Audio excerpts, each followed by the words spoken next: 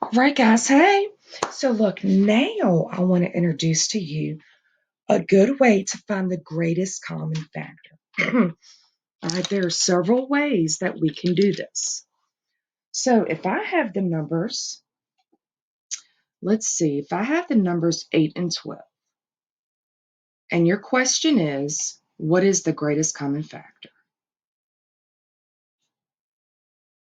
And it could be labeled as GCF.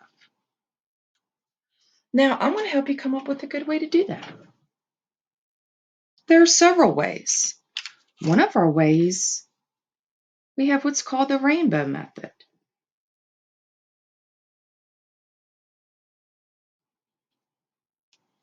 All right, so we have 8. Now, what we need to do is write the factors of 8. Well, I know that I'm going to always start with the number 1. 1 times what is 8? Well, I know that's 8. So I'm going to link those two together. And then I'm going to say, all right, let's go to 2. Does 2 go into 8? Well, yeah, it does. All right, how many times? 4. So I'm going to loop those two together. I'm going to connect them. So now I'm going to say, is there any number between 2 and 4 that can go into 8? Does 3 go into 8? And no, it doesn't. So these right here are going to be my factors of 8. So now what I need to do is I need to work on my factors of 12. So what two numbers do you know that go into 12? And again, I always start with 1. So I know that 1 and 12 are going to be factors of 12. And then I'm going to pair those together. All right. Now, after 1 is 2. Does 2 go into 12? Sure. Well, how many times? 2 times what equals 12?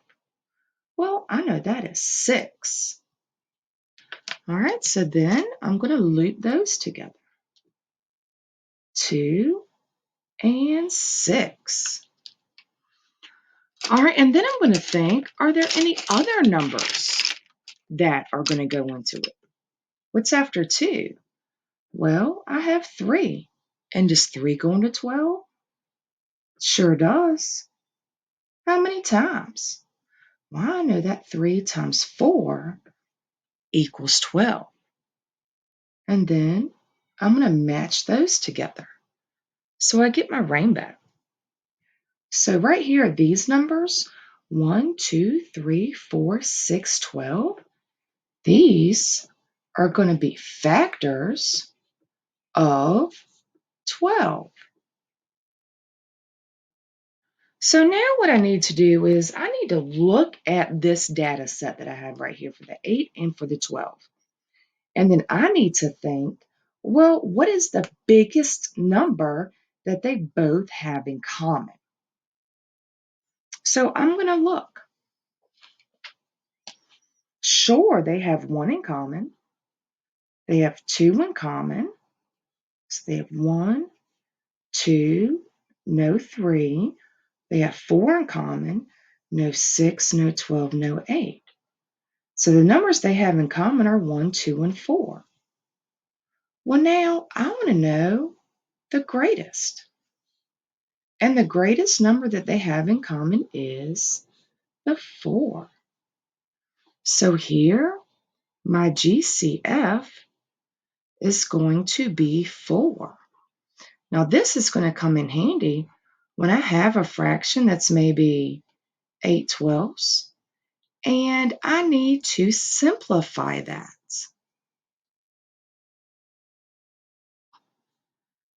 My GCF is 4. So I know that's the biggest number that goes into both. 8 divided by 4 is 2. 12 divided by 4 is 3.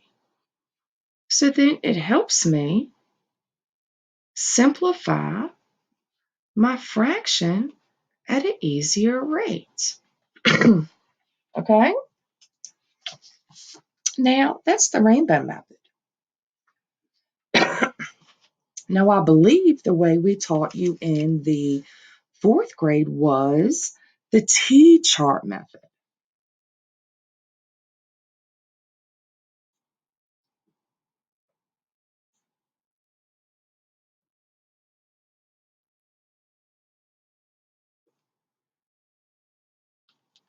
Okay? So if we use these same numbers, 8 and 12. Now what I'm going to do is I'm going to do a T-chart for 8, and then I'm going to do a T-chart for 12. T-chart looks just like a T. So now I want to think to myself, what numbers do I know go into 8? Well, I'm going to start with 1. So 1 times 8 is going to equal 8. And if you have to put a little multiplication sign right here, then that's fine. 1 times 8 is going to equal 8. Now I need to think, what goes after 1? Well, I know 2. 2 times what is going to equal 8? Well, I know that's going to be 4. 2 times 4 equals 8. All right, let's see if I can keep going. So 1, 2, 3. I do have 3. So does 3 go into 8? No, it does not. And 3 is the only number between 2 and 4. So now I've made my loop. And this is what I call my loop. Because I've looped around to the other side.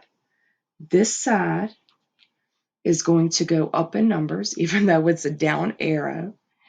And this is going to go up in numbers this way. So it's a loop. Now let's look at 12. We'll always start with 1. 1 times 12 equals 12. What's after 1? 2. 2 times what equals 12? And I know that is 6. 2 times 6 equals 12. So now as I continue on this, I'm going to go, okay, 1, 2, 3. All right, if I have 3, does 3 go into 12? And yes, it does 4 times. 3 times 4 equals 12. Now, is there another number between 3 and 4? And no, there's not. So I've made my loop. My loop.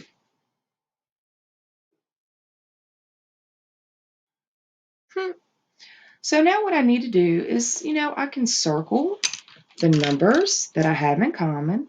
I have 1, 2, 4, and that's it.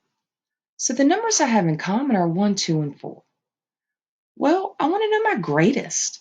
What is my greatest common number? What is my greatest common factor? And my greatest number is 4. So the GCF is going to be 4. And that's using the T-chart method. Okay? So I do want to show you one more way.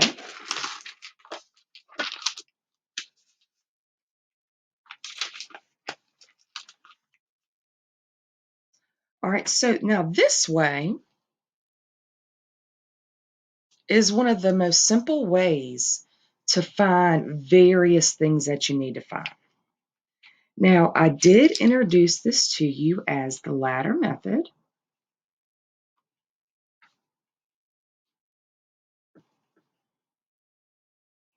And that's because we are making a ladder.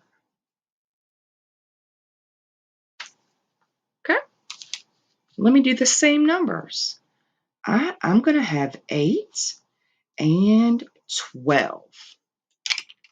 Now, just like doing the least common denominator video, I am going to draw my ladder here. Now I'm going to think, hey, what number goes into both 8 and 12? Well, I know that 2 does because 2 goes into all even numbers, so I'm going to pick that. 2 goes into 8 how many times? I know that is 4. 2 goes into 12 how many times? I know that as 6.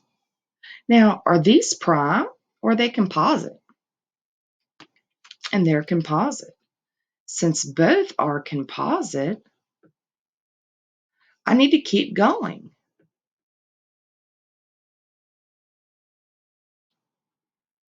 So now I'm going to draw the second step to my ladder. Now I'm going to think, hey, what number goes in both 2 and 4? And they're even. I just know that is 2. 2 goes into 4 2 times. 2 goes into 6 3 times.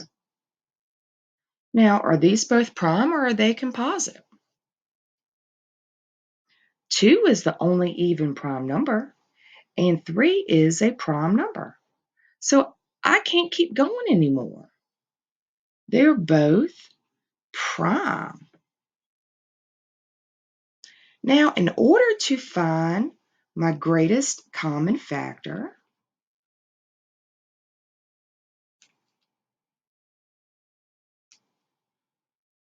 I'm just going to circle these two numbers just on this side of my ladder. Okay? So my greatest common factor, 2 times 2, which we know equals 4.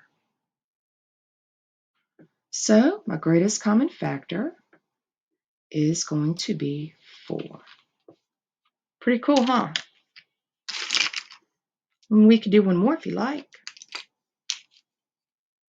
All right, if we pick the numbers, let's do a little bit of a bigger one.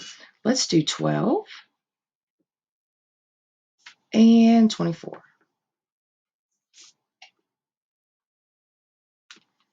What number is going to both 12 and 24 that you know? Okay, well, 12 and 24. Now, I know of a bigger factor that goes in the both. But let's say we pick 2. 2 goes into 12 6 times. 2 goes into 24 12 times. I can keep going because 6 and 12 both are composite. Well, what number goes in both 6 and 12? If you want to, hey, pick 2 again. 2 goes into 6 3 times. 2 goes into 12 6 times. Now, can I keep going, or do you think I have 2 prime numbers? 3 is prime, 6 is composite. I need to keep going. So now I'm going to say, hey, what number is going to both 3 and 6? It's not 2, so what other number can I choose? I know that 3 goes into both 3 and 6. 3 goes into 3 one time. 3 goes into 6 2 times. I have both prime numbers here.